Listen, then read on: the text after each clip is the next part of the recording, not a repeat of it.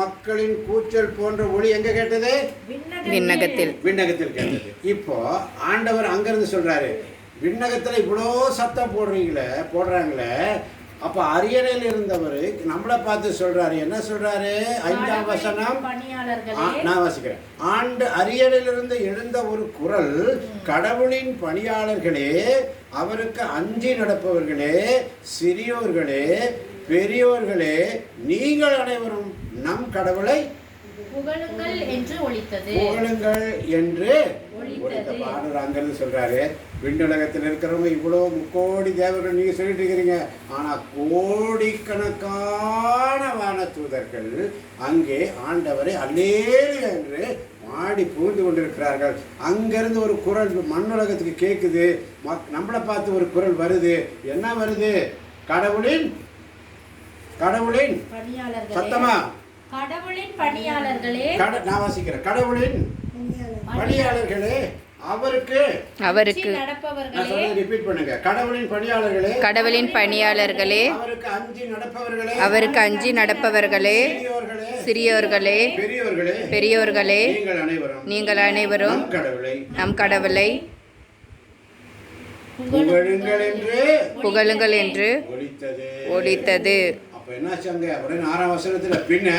பின்னர் பெருந்திரளான மக்களின் கூச்சல் போன்றும் பெருவெள்ளத்தின்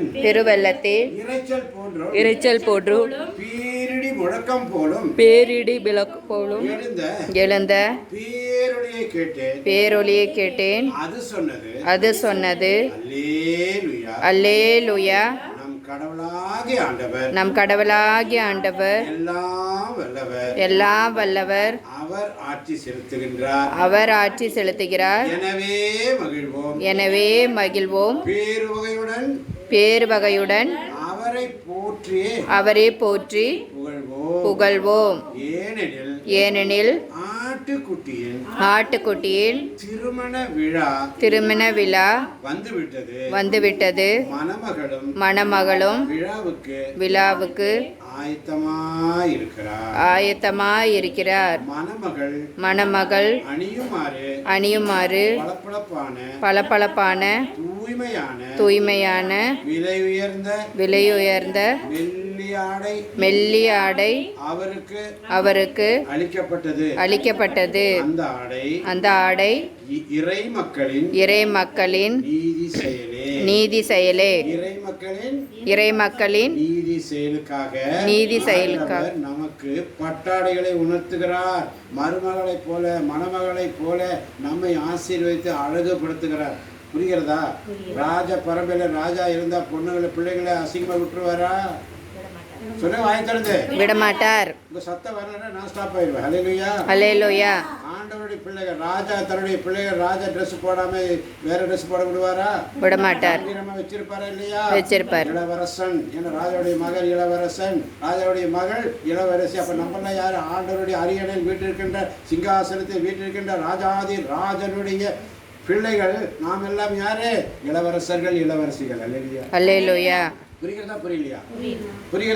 புரியுது. ஆண்டவர் சமயத்தில் நம்மளை இவ்வளவு பெருமைப்படுத்தி அவர் வச்சிருக்கிறாரு. நம்ம ஏன் அழுகணும்?